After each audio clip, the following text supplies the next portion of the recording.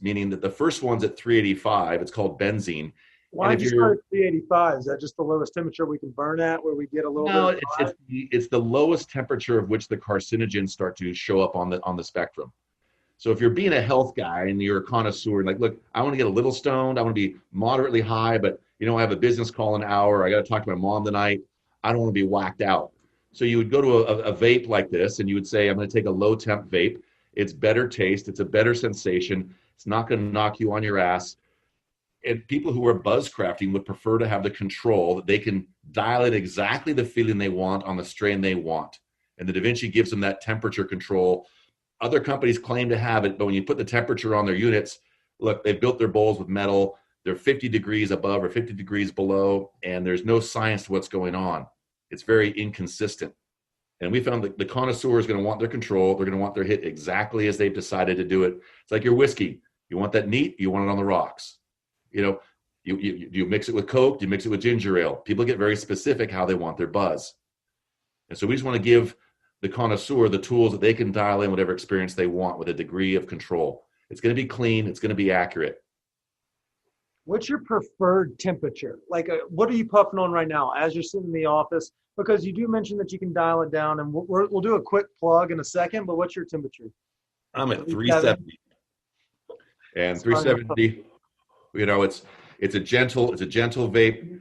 Not going to knock me out of my chair, but I really enjoy the flavors. When you're buying dispensary quality herb, they put great lengths to grow that thing, and the nutrients they've used and the strain that they've hybrided this thing together with. When you smoke it in a J, it kind of tastes like an ashtray. It's hard to appreciate all the flavors that are there. When you vape it at low temp, I'll start early. I'll start pulling draws at 200 degrees, 250 degrees, and you can taste the terpenes. You can taste the terpenes with just THC. And as the cannabinoids kick in, you begin to recognize the signature. I know this strain at 370. It tastes like what? 4 puffs of that, I'll be perfect for what I want to go do. That's a great concept. I guess I'm kind of the intermediary. I don't pretend to be, I'm a stoner in the sense that I get high all the time but whatever, I don't necessarily like dive too terribly deep into it. Like I've heard things about terpenes and, phenotypes and obviously we all know the indicas and sativas, but dialing down to a temperature, you've turned it from a hobby into not only a medicine, but like a preferred dosage. That's a pretty intelligent way to go about it. Let's say there are people across the country that listen to this podcast, some of which don't have legal states, but don't worry about how they get their weed. What's the best way for these people to buy the apparatus, the vaporizer? If there's people out there that are resonating with our message and they find that they want to go to the high-end connoisseur vape, DaVinci, DaVinciTech.com, you Google us, there's distribution of stores all around America that carry our product, a proper glass selection. They're going to carry some higher end items, then they'll carry DaVinci's. And that's what Colorado is. So, if not, you can definitely ask the people behind the counter and they'll be able to order it. At the same time, you can order it directly from you guys over in Vegas. I said you guys instead of y'all. That's weird. I guess one question is, where did the affinity, and we've asked a lot of our cannabis friends this, and this is going to kind of start to segue into more personal questions. So I hope you're wearing your drinking panties because you got another 20 minutes with me. All right. Where did you first fall in love with weed? Was it the thrill-seeking part of life that made you like kind of test the boundaries in that aspect of life, or where'd you fall in love with weed? At what age did you get high? Oh, wow, that's good. I've got to give credit to my older brothers. I had some older brothers that thought it was fun to get little brother stoned. I think I was 8 years old when I first. What the fuck? Are you serious? Are you serious? Like, I hope you're. Man, that's so fucking interesting. I don't even know if I'm mad at your brothers or not, but because you came out fine. But 8 is so goddamn young. Oh, like 12 and 13. Daily at 8, I think it was Big Brother was fun to take me up on the roof. We get me high. And then we lived on top of a mountain. It was 5 miles down to the swimming pool. And we just ride our bikes like maniacs down the hills for 5 miles to go swim for the day. 8 years old, it's just a good day to me. I didn't know the difference. And that's a great day at 33 over here. I don't know what you're talking about. 8. Well, that's when the bar got set, and then the difference was, I think, going to Asia, herb was really hard to find. It was a very precious commodity. If somebody showed up at a party and had some herb to share, boy, that was your new best friend. So we were, boy, if you had a little nug the size of your thumb, boy, you were sat down with a knife and you break that down little piece, and you held that hit for as long as you could. And we were really scientific about, like, how do you get 4 guys high on a nug the size of your pinky? You had to really, really be, go at it with aggression to extract all you could from that.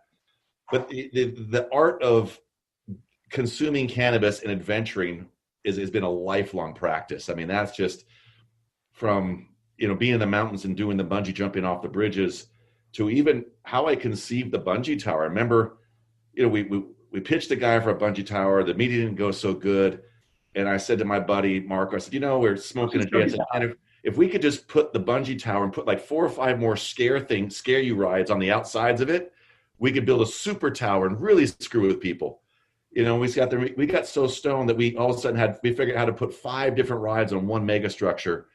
And we introduced the extreme tower. And, and these suckers in China, one guy would buy an extreme tower. The next guy said, I want to outdo it. I want to be something bigger, scarier, taller.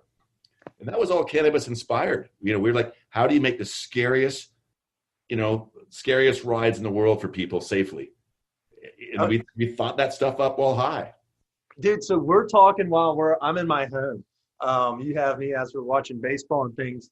Do you have an ideas board at home? Like when you get skint? Because me and my co-host definitely get high as shit and just kind of spitball ideas off of each other. And sometimes we just steal them from the internet because they're fucking hilarious. And we want to ask that question to people on this podcast. But do you have an ideas board at home?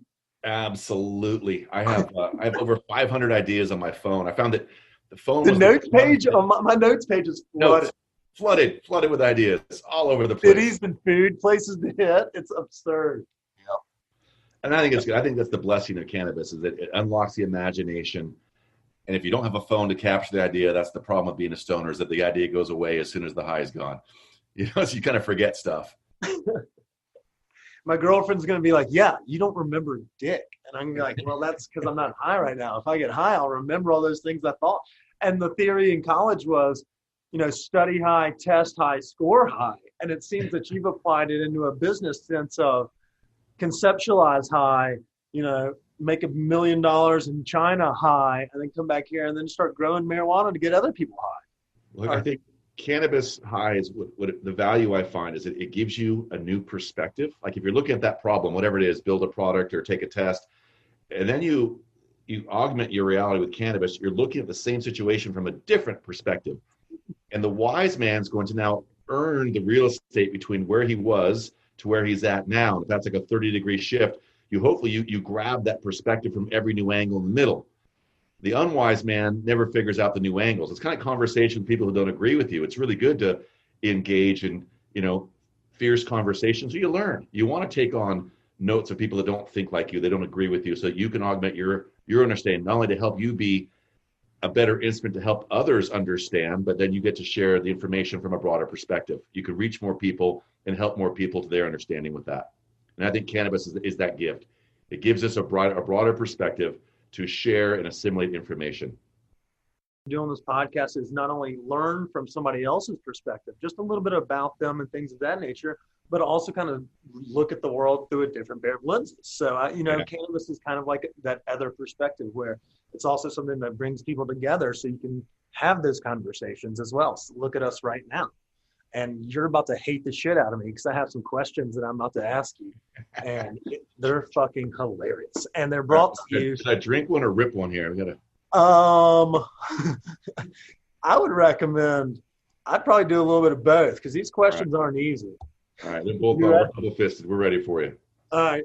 So the first question is going to be, what's the last movie that gave you an erection or made you cry? Oh. And don't say some porn because, this isn't a child podcast. Right, no. If people know what kind of porn you watch, they're going to look at you a lot different. The downsides of the cannabis is that for some reason I cry really easy. I'll cry at the corner parts. And there probably isn't a movie I don't cry at now. Dude, how you phrased that statement when you're like the downside to cannabis, I thought you were going to go to the downside of something else. I'm an emotional cat. Yeah, you see what I was I thought I was about to be like, holy shit, is he about to say that? But I do agree. I'm an emotional cat. I like to cry both happily and sometimes tears of sadness just from watching sad movies, listening to Little Boys to Men. What was the last thing that made you cry? It's about 3 times a week. I'll be watching the show with my missus, and we get to that sappy part of the movie, and it's always where someone's whatever the high point of that is, and it gets me. I'm good for a cry every time that movie part comes around. It's a bad byproduct of smoking weed too long. No, that's not a byproduct. The empathy for others is on tap. That's a good thing to have, a pulse on just your own emotions. You have to give that movie, that's part of this episode. You have to tell us what movie it was. Was it Homeward Bound? Was it Marley? Homeward Bound gets me every time. Fuck, I cry in Mighty Ducks 3 when Hans dies. That's the most recent for me. But it's recently. It feels like Hollywood's been a remake of so many things. It's like the third or fourth time you've seen that plot. I'm more into the documentaries. I just finished up on Oliver Stone's History of the World. Oh, that one. It was great because he used a lot of real clips of World War I, World War II, the Vietnam era. There were real news clips of the real moments, and it really, really brought me in touch. And I cried out of the humanity. It was actually after the Vietnam War, all the people that were displaced in Cambodia and Vietnam, as they we called the boat people. I remember because I was in school in the 80s, and the boat people had nowhere to go. And they were, hundreds of thousands of people died floating on the ocean because they had no country to go to. And that was a few nights ago. I cried just in the absence of humanity at that point, that we have countries that they could have gone to. And we did. America accepted a large number of these boat people, but there were hundreds of thousands that died that we have no recollection of. No names, no graves. Okay, so that's actually like a real reason to cry. And so we're going to pivot from that question because that's like a legit answer, and I don't know how to handle that without crying myself, just thinking about it. So my next question will bring you a little bit of levity. Let's pretend like you had a baseball bat and kids are coming at you like zombies. They're 10 years old. How many of them could you kill before they killed you? That's a messed up question, man. Well, they could be 12 years old. I should say 8, seeing as you could be out there. They could be spent. That's the best part. That's a messed up question. All right, well, here, I'll give you an easier one then. All right. If you had to give one of these 3 things up, what would you give up? Drinking, going out to eat, or having sex? Drinking. As you, I guess you could just puff, but as you're sitting here with a glass of whiskey, I definitely thought you were going to have to stew on that for a second. No, because now I get hangovers with less alcohol than I used to, so it's not as enjoyable as it was. You're if I had to give up food or sex, that's a full life change. Drinking would just be an inconvenience. Well, you're not wrong on that one. I feel that every weekend. I'm like, I think I could just dial this back a little bit. And then I think about 26-year-old Kip would just kick my ass. So I talked a big game back then. Nowadays, I'm just like limping into a Saturday. You did pretty well there on the answer the internet questions. I won't lie to you, Cort. Only 5 or 6. It's a little disappointing, but I understand it's a fucked up question. Yeah. Well, this question's not nearly as fucked up, and it's the Bon Appetit question of the week. Okay. It's called guilty pleasures. Let's say you worked long, you're going home, you're going to roast a bowl, and you're going to walk into the kitchen. What is your guilty pleasure late night snack that you go to before bed? Man, it's coffee Haagen-Dazs ice cream. Coffee, dude. My roommate fucking loves that shit. I don't know. He just got back from a fucking hike while we're doing this, and he just said coffee ice cream from the distance. He's my co-host as well, so everybody knows CB. But coffee ice cream. More people like that than not.